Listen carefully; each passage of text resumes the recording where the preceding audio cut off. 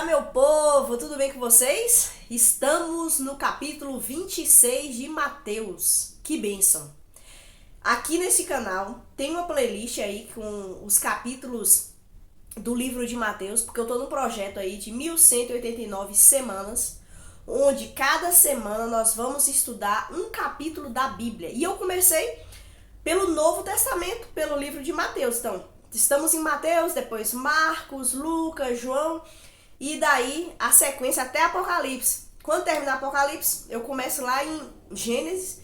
E o meu projeto é esse. Por semana eu tenho estudado, examinado um capítulo da Bíblia e lanço aqui no YouTube todo sábado às 11 da manhã um resumo daquilo que apresenta no capítulo. Eu não falo versículo por versículo, porque, por exemplo, o capítulo 26 tem 75 versículos, mas eu trago aqui algumas reflexões do livro, algumas curiosidades, né? E tem até uma curiosidade interessante sobre o canto do galo, que fala no final do capítulo. E eu quero lançar um vídeo aqui só para falar dessa curiosidade, desse aspecto aí sobre o canto do galo. Mas eu gostaria que você aproveitasse esse canal para você poder estudar junto comigo, aprender mais da palavra de Deus, porque nada substitui a sua leitura diária da palavra de Deus. Leia a Bíblia, examine as escrituras e aproveite aqui também para você ouvir, compartilhar esse vídeo, se inscrever no canal, por favor, peço aqui a sua inscrição, não custa nada para você, é só clicar aí em se inscrever, compartilhe aí também nos grupos que você de repente acha que pode ser bom, relevante.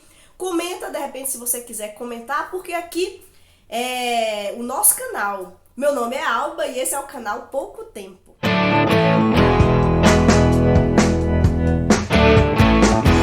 E estamos tratando da narrativa ali que antecede a crucificação de Jesus. Já tem algumas semanas que nós vimos que Jesus entrou em Jerusalém naquela última semana da sua vida aqui na terra, do seu ministério. E Jesus vem com palavras duras para os fariseus, um sermão expondo a hipocrisia, a pecaminosidade dos fariseus. Depois Jesus vem com um discurso escatológico profundo a respeito do povo de Israel que rejeitou a ele. Então ele fala, olha, agora eu não vou vir, eu vou para o Pai e só volto quando vocês clamarem, bendito que vem em nome do Senhor. E aí tem capítulo 24 e 25 para você ver aqui no canal sobre escatologia. E agora o capítulo 26 é uma narrativa muito intensa. Porque depois desse discurso de Jesus escatológico, Jesus fala assim, quando Jesus terminou de falar, a narrativa, né, descreve todas essas coisas, disse a seus discípulos, como vocês sabem, a Páscoa começa daqui 2 dias. Então, estava muito próximo de Jesus ser crucificado. Jesus foi crucificado na Páscoa, né? E o Filho do Homem será entregue para ser crucificado. Então, aqui é uma profecia que está lá em Salmos 2:2. Jesus, ele vai ser crucificado. Na realidade, ele não é crucificado na festa da Páscoa. Ele é crucificado antes, porque um pouco antes, né? Porque os judeus não poderiam crucificar alguém no período festivo, mas foi pouco ali.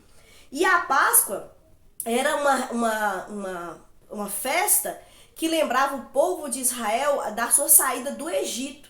Deus libertou o povo de Israel, então eles comemoravam isso daí. E Cristo agora é a nossa Páscoa, que nos liberta do império das trevas e nos transporta para o reino do seu amor. Então Jesus agora é a Páscoa. E aí Jesus fala para os seus discípulos prepararem uma Páscoa, né?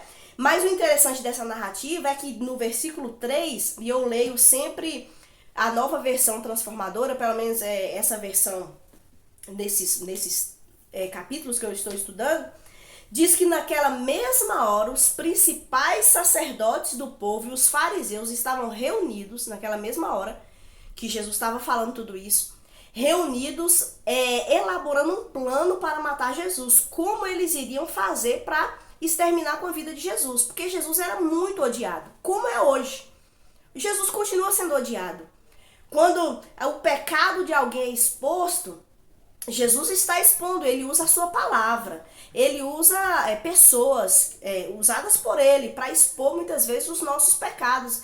E isso pode causar duas coisas: ou arrependimento e mudança de vida, ou rebeldia e revolta contra Jesus. Os principais sacerdotes do povo e os fariseus estavam muito irados com Jesus, porque Jesus ele falava a verdade.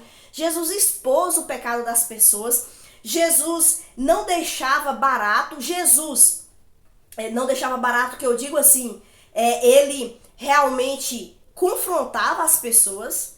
Jesus, o discurso de Jesus muitas vezes era pesado, difícil de ser digerido.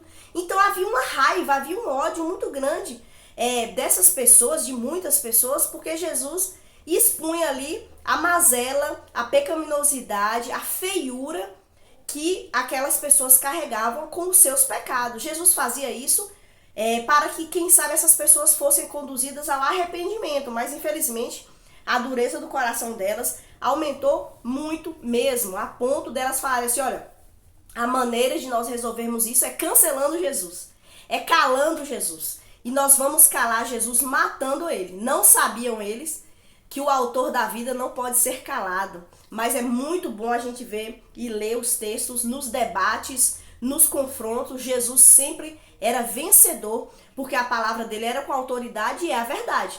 Onde a verdade está, Cristo, tudo mais se cala.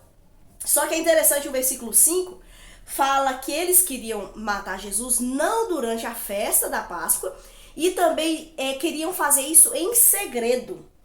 O finalzinho do versículo 4 fala assim: tramando uma forma de prender Jesus em segredo e matá-lo. Então, esses homens não queriam matar Jesus como ele foi morto, crucificado, todas as pessoas vendo. Eles queriam matar Jesus escondido. Só que o plano de Deus sempre vai acontecer. A vontade de Deus vai ser feita. Jesus era para ser morto numa cruz, pendurado, de forma que todos pudessem ver, assim como aconteceu no deserto, quando a serpente foi levantada por Moisés, e todas as pessoas que olhavam para a serpente, elas eram curadas. Da mesma forma, Cristo sendo levantado, crucificado, todas as pessoas que olham para Cristo são salvas. E esse olhar é um olhar de fé no poder da cruz de Cristo. Então, Jesus era para ser morto, visto por todas as pessoas de forma crucificada. Não era para ele ser morto por espada ou envenenamento, alguma coisa. Não, era para ser dessa forma. E aí tem um texto interessante de um dos pais da igreja, viveu no século II, século III depois de Cristo. O nome dele é Atanásio. Ele foi um bispo da igreja, filósofo, teólogo, e ele falou o seguinte, né, desse fato: era importante que a morte de Cristo fosse pública, para que não houvesse nenhuma dúvida de que ele realmente foi morto, que ela ocorresse na cruz, porque aquele que curou não podia ficar doente, e que fosse por meio de outros, para que não se dissesse que ele planejou sua própria morte de alguma forma especial que possibilitasse a ressurreição. Então, Jesus, ele teve que passar por isso tudo mesmo, e ele morreu de fato, tanto que o centurião fura o lado de Jesus e diz que verdadeiramente ele estava morto. Então, Jesus foi testificado por todos ali, por toda aquela sociedade, que de fato Jesus experimentou a morte. Então, o inimigo, talvez ele queria já com a artimanha, que as pessoas, já que Jesus ia morrer, que morresse do jeito escondido. Só que esse nunca foi o plano de Deus. O plano de Deus sempre acontece. E aí na narrativa continua. Jesus então vai para a casa de um homem chamado Simão, o leproso. Possivelmente não, né? Jesus curou esse homem, mas ele era conhecido como Simão, o leproso. E estando lá, uma mulher chega até Jesus, versículo 7, quando ele estava à mesa, uma mulher entrou com um frasco de alabastro, contendo um perfume caro, e derramou o perfume sobre a cabeça dele. Nessa narrativa de Mateus não diz quem é essa mulher, mas no Evangelho de João, João descreve mesmo o episódio e mostra que Jesus, que foi Maria, irmã de Marta e de Lázaro, que chegou até Jesus. Jesus estava de costas, ela derramou esse nardo, esse perfume caríssimo sobre Jesus. Ela chorava compulsivamente aos pés do seu mestre, numa atitude de amor, de adoração a esse Deus. E ela seca os pés de Jesus com seus cabelos. E Judas já fica ali indignado, porque ele diz, não, todo esse dinheiro aí podia ser dado aos pobres, né? Judas talvez já era de esquerda aí, com suas visões humanistas. E aí Jesus diz que deixasse ela fazer o que ela estava fazendo, porque ela estava preparando o corpo de Jesus para aquilo que ele iria passar, e que onde o evangelho fosse pregado, essa mulher seria lembrada por sua atitude de adoração, de entrega, de serva. Ela compreendia perfeitamente que ela estava diante do Deus encarnado, uma coisa fantástica. E aí, Judas já estava indignado com muita coisa, porque Jesus não era o mestre, talvez o rei político que ele gostaria que fosse. Ele queria que Jesus entrasse em Roma, pegasse o poder para ele, desse a Judas talvez um cargo bom ali na liderança de Roma e tal. E Jesus não fez o que Judas esperava. Nós podemos muitas vezes ter a atitude de Judas, criar expectativas de Jesus e depois ficar chateados com Jesus que não faz aquilo que a gente queria que ele fizesse. Mas nós precisamos conhecer Jesus. Somos nós que devemos seguir a Jesus. Não é Jesus que nos segue em nossas ideias, né? E Judas, tomado por muita coisa, ele foi até os sacerdotes e os príncipes dos sacerdotes, né, do povo, e perguntou, ele disse que poderia entregar Jesus, e o que eles iam pagar para ele. Então Judas queria sempre um retorno.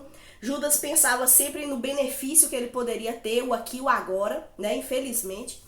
E aí é combinado com ele, e ele vai trair Jesus por 30 moedas de prata. E isso é uma coisa triste.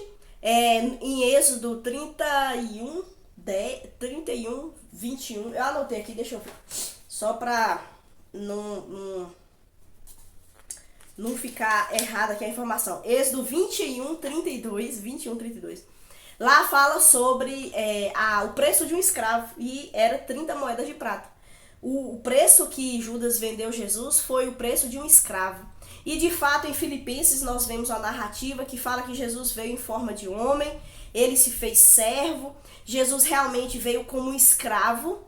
Um escravo é aquele que não tem direitos, é aquele que vem e serve ao seu Senhor. E Jesus, ele vivia em função de Deus, em fazer a vontade de Deus. E Jesus veio generosamente se dando ao homem. Jesus veio como um servo de verdade. Jesus é o exemplo de serviço totalmente de amor, de entrega, sem buscar vantagens, como o próprio Judas buscava vantagens, né? Então Jesus, ele veio de uma forma humilde e como servo, né? Nessa vez que ele veio. Da próxima vez que ele vier, ele vai vir com grande poder, né? Totalmente diferente. E Judas, então, vende Jesus, né? Diz que vai mostrar para aqueles homens quem é Jesus e vai, infelizmente, trair a Jesus. E aí acontece a última Páscoa. No primeiro dia das festas dos pães sem fermentos, então aqui o primeiro dia da festa da Páscoa, os discípulos se reuniram e vieram até Jesus e perguntou: Jesus, onde nós vamos comemorar a Páscoa?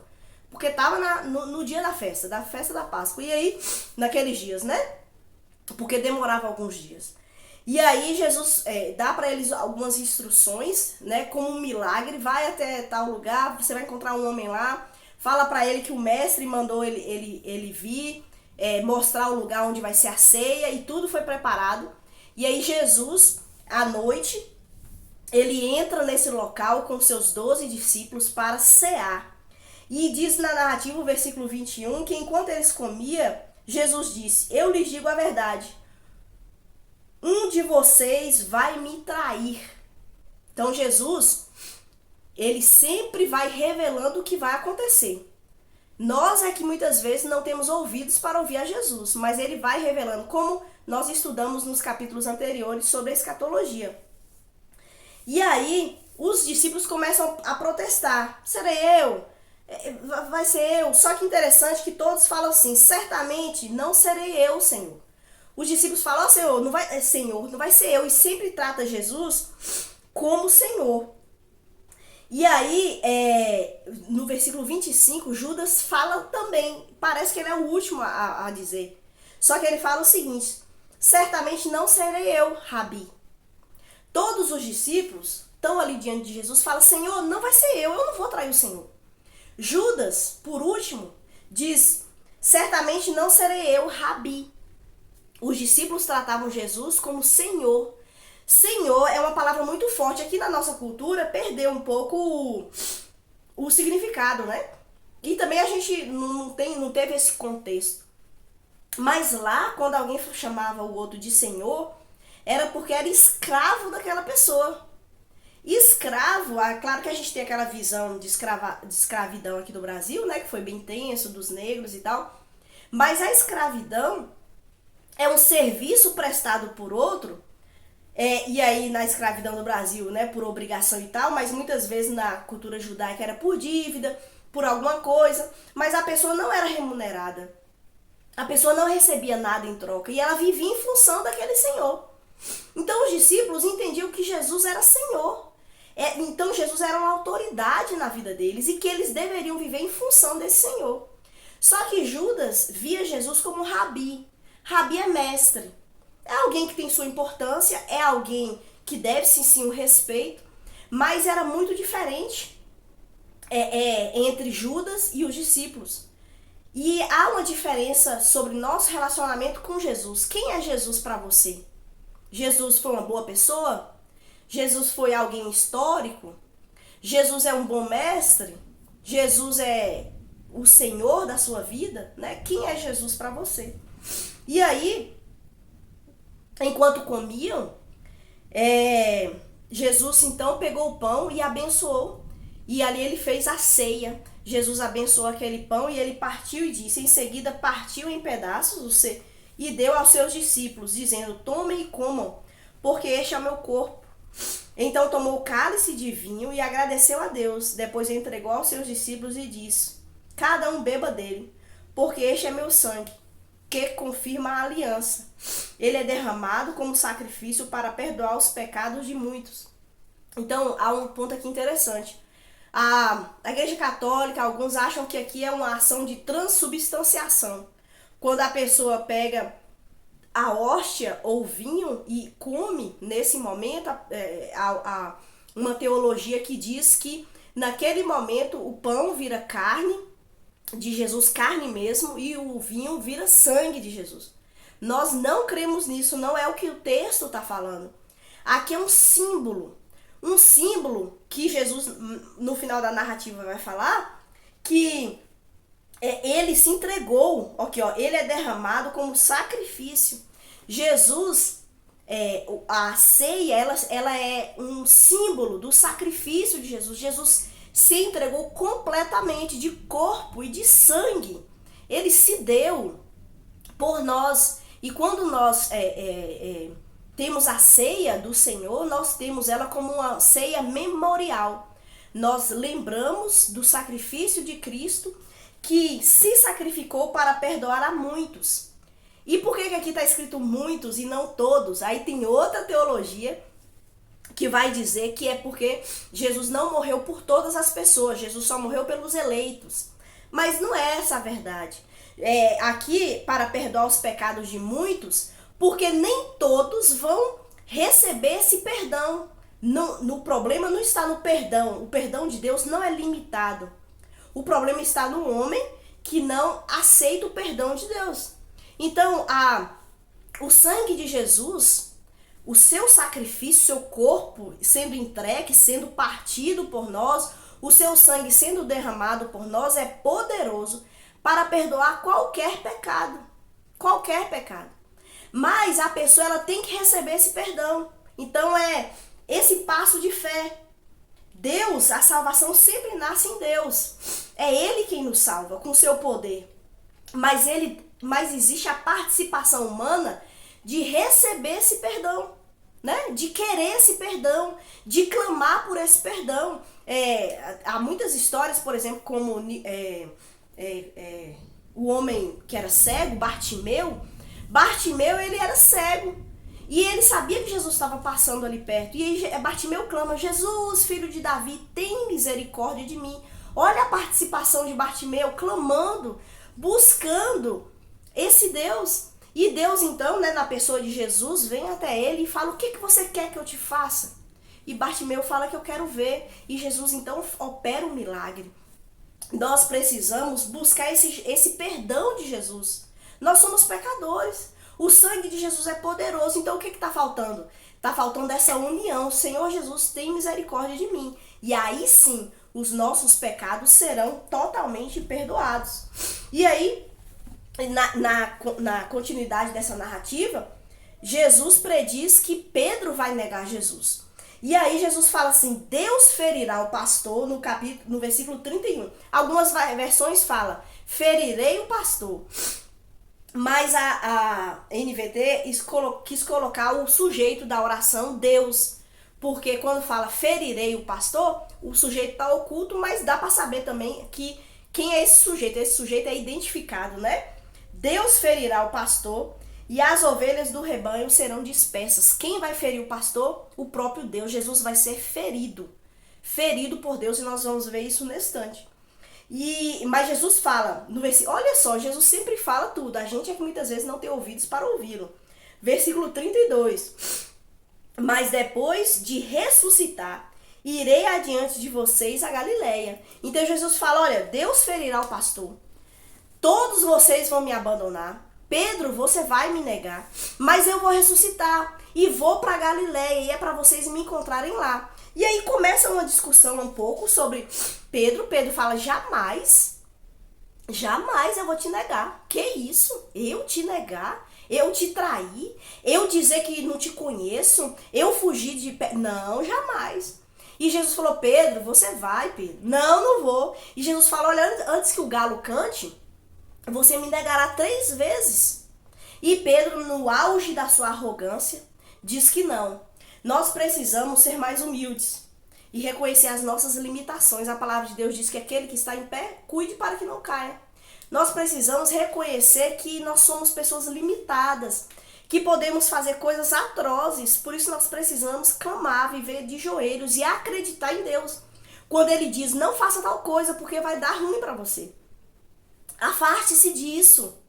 Não permita que determinados comportamentos ou determinadas coisas adentrem a sua vida, porque vai te infectar. E a gente fica: não, o que tem? Não é só hoje, não é só isso aqui, não tem nada não, todo mundo faz. A gente fica nessa, como Pedro. E aí há o perigo da gente trair nosso Senhor. E muitas vezes nós temos traído. Muitas vezes nós temos negado. Por quanto nós temos trocado Jesus? Judas trocou Jesus por 30 moedas de prata. O que nós vamos fazer com Jesus? Trocá-lo também, né? E aí Jesus, ele vai para o Getsemane. Então tem essa ceia. E aí já bem tarde da noite, Jesus vai para o Getsemane. E ele leva alguns discípulos consigo. E ele pede para esses discípulos ficarem com ele em oração, orando com ele. E os discípulos que disseram que ia fazer tudo, que não ia deixar Jesus por nada, não aguentaram ficar acordados para orar junto com Jesus. E a narrativa fala assim, versículo 36. Então Jesus foi com eles a um lugar chamado Getsemane e disse: sentem-se aqui enquanto vou ali orar. Levou consigo Pedro e os 2 filhos de Zebedeu e começou a ficar triste e angustiado. Minha alma está profundamente triste a ponto de morrer. Ele disse: fique aqui e vigiem comigo, orem junto comigo. Nesse momento de sofrimento, Jesus estava tomado de pavor, de tristeza, de angústia, porque algo terrível esperava Jesus. E aí, por 3 vezes, Jesus se curva diante de Deus com o rosto no chão. Quantos de nós temos nos curvado diante de Deus com o rosto no chão e orado? Jesus orou: meu Pai, se for possível, afasta de mim este cálice. Contudo, que seja feita a tua vontade, não a minha. Olha só que oração fantástica. Jesus, ele se humilha diante do Pai, ele coloca o seu rosto no chão, e ele, tomado de tristeza e de angústia, ele clama: Senhor, meu Pai, se possível, passa de mim esse cálice. Por que Jesus estava tão angustiado? Durante a história da igreja, nós vemos muitas pessoas sofrendo martírios terríveis. Estevão foi morto sendo apedrejado, e disse que ele olhava para cima e viu o céu aberto e pedia a Deus que perdoasse os seus malfeitores. O próprio Pedro foi crucificado de cabeça para baixo. Imagina o sofrimento dessas pessoas. Mas parece que o sofrimento de Jesus é bem maior. Por quê? Porque é bem maior mesmo. É tão maior que a nossa compreensão humana não alcança o que Jesus estava passando. O cálice que Jesus ia tomar era o cálice da ira de Deus. Jesus, santo, perfeito, sem pecado, se fez pecado por nós, para que o nosso pecado fosse então perdoado. O cálice é Deus derramando sobre Jesus toda a ira dele contra o pecado. Jesus sofreu tristemente, Jesus foi espancado, Jesus, colocaram na cabeça de Jesus uma coroa de espinhos, muita coisa Jesus sofreu, Jesus foi humilhado, mas o pior de tudo foi a ira de Deus. Lembra do versículo? Deus ferirá o pastor. Jesus foi ferido por Deus. E a pior coisa que Jesus sentiu foi que na crucificação, quando Jesus recebe ali o cálice de Deus, Deus se afasta de Jesus. E isso é outra coisa que foge ao nosso entendimento. Porque o nosso Deus, ele é um. Mas ele se apresenta em três pessoas. Deus Pai, Deus Filho e Deus Espírito Santo. E esse que é uno, ele se separa. Há uma ruptura que nunca existiu na eternidade e nunca mais vai existir. Deus se afasta e Jesus experimenta o que é a dor, o que é a solidão, o que é o desespero, o que é ficar longe de Deus. Jesus experimentou a solidão verdadeira do que é ficar longe de Deus, para que nós não experimentássemos isso. O que Jesus fez é grandioso. Ele fez tudo isso para que eu e você não experimente a ira de Deus, para que eu e você não experimente a solidão absoluta, para que eu e você não experimente a eternidade de sofrimento, de ser separado de Deus. Jesus fez isso e isso é incrível. E a oração de Jesus é mais incrível ainda. Jesus pede e Jesus fala: contudo, eu estou pedindo isso, mas contudo, seja feita a tua vontade e não a minha. E a vontade de Deus foi feita e a vontade de Jesus não foi feita. Jesus desejava nos salvar, Jesus nos ama, mas tomar o cálice da ira de Deus era uma coisa terrível. E Jesus diz: Pai, seja feita a tua vontade. E Jesus se submeteu completamente à vontade de Deus. Então, ao mesmo tempo que Jesus não desejava, mas Jesus, ele fez, ele quis, ele morreu por amor, ele morreu por entrega. E Jesus teve a sua oração respondida e foi um não. E nós muitas vezes sofremos tanto, choramos, nos angustiamos quando recebemos um não. E Jesus, ele se entregou completamente ao Pai, por amor a nós. Deus nos valorizou aqui. Jesus sofreu muito, ele orou 3 vezes. 3 vezes. E os discípulos não puderam ficar com ele. Os discípulos já estavam fracos. Os discípulos, mais do que um cansaço físico, havia ali um cansaço espiritual envolvendo eles. E quando Jesus termina a sua oração, Jesus vê então que Judas se aproximava, um dos 12. Judas veio até Jesus e Judas beijou Jesus. Judas chegou com várias pessoas, com porretes, com espadas. Havia ali soldados romanos, havia ali uma multidão alvoroçada. E Judas tinha dito: olha, o homem que eu beijar pode prender, que é Jesus. E Judas vai até Jesus, beija Jesus e diz: Rabi. E um beijo naquela época era um sinal de amizade, de honra. E Judas então entrega Jesus, e Jesus ali é preso. Pedro ali no afã, na adrenalina, ele pega uma espada, corta a orelha. Na realidade ele queria cortar a cabeça de um soldado, mas o soldado escapuliu, ele cortou só a orelha. Deus não permitiu que ele fizesse uma coisa dessa. O nome desse soldado era Malco, e Jesus então cura Malco, bota a orelha dele de volta no lugar. Jesus faz um milagre ali na frente de todo mundo, mas as pessoas alvoroçadas querendo prender Jesus, as pessoas levam Jesus e leva Jesus para a casa de Caifás, que era o sumo sacerdote, e ali estavam os principais sacerdotes, os escribas, e Jesus já foi levado ali, e eles chamaram várias testemunhas para falar de Jesus, e as testemunhas não falavam, porque para a pessoa na lei judaica ser condenada à morte, alguma coisa assim, tinha que ter 2 ou 3 testemunhas que davam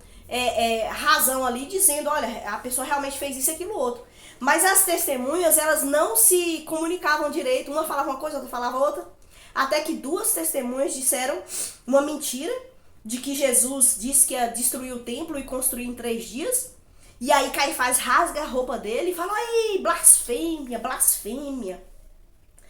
E aí Jesus permaneceu calado. O versículo 63 fala, o sumo sacerdote lhe disse, exijo em nome do Deus vivo que nos diga se é o Cristo, o Filho de Deus. Caifás faz um juramento, e Caifás diz de forma muito dramática nesse momento, exijo em nome do Deus vivo que nos diga se é o Cristo, o Filho de Deus. E aí Jesus respondeu Jesus, é como você diz, sim, eu sou o Cristo, o Filho de Deus. E aí Caifás então diz, é blasfêmia. E aí o veredito sai, Jesus é culpado por blasfêmia. E aí Jesus então, eles falam que ele deve morrer. E aí a narrativa vai continuar agora com os outros julgamentos que Jesus passou por algumas instâncias. O julgamento foi rápido, isso aqui era madrugada. Jesus foi levado na casa de Caifás, e aí diz que ele blasfemou, e aqui Jesus já começa a ser espancado. O versículo 67 fala, então começaram a cuspir no rosto de Jesus e a dar-lhe socos, alguns lhe davam tapas e zombavam. Profetize para nós, Cristo, quem foi que te bateu desta vez? Então Jesus começou a ser humilhado ali, a espancarem Jesus, e eles estavam determinados a matar Jesus. Essa era a determinação, vamos matar Jesus. E esse é o plano de Deus que estava sendo feito ali.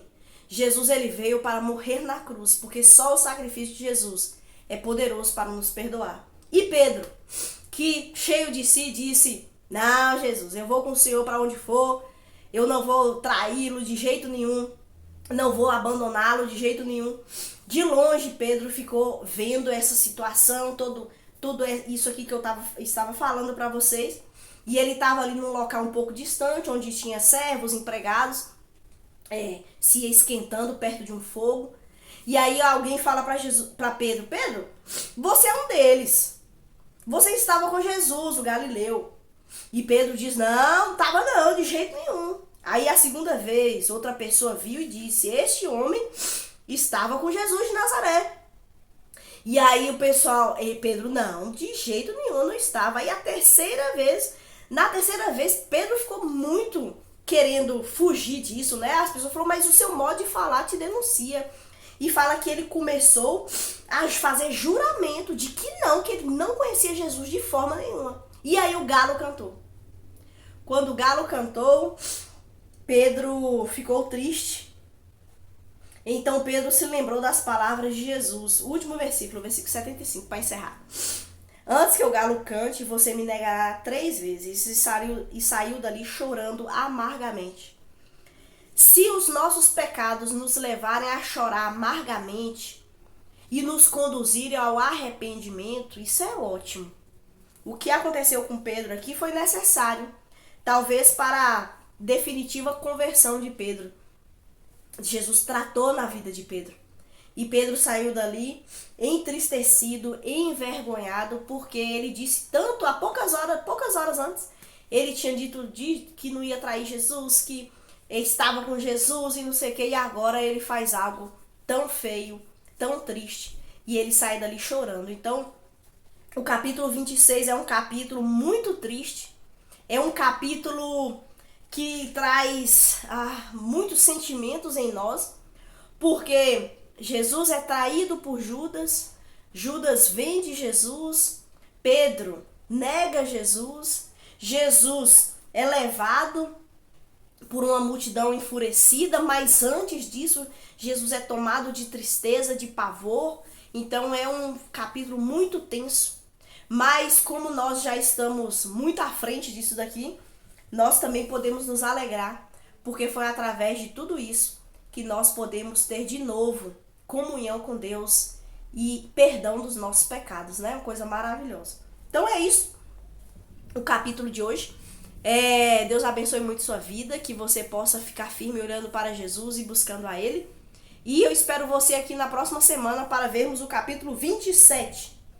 A continuidade dessa narrativa, essas horas da crucificação de Jesus, julgamentos e tudo mais que aconteceu, tá bom? Muito obrigada por você me acompanhar até aqui, valeu mesmo, Deus abençoe muito a sua vida e até a próxima.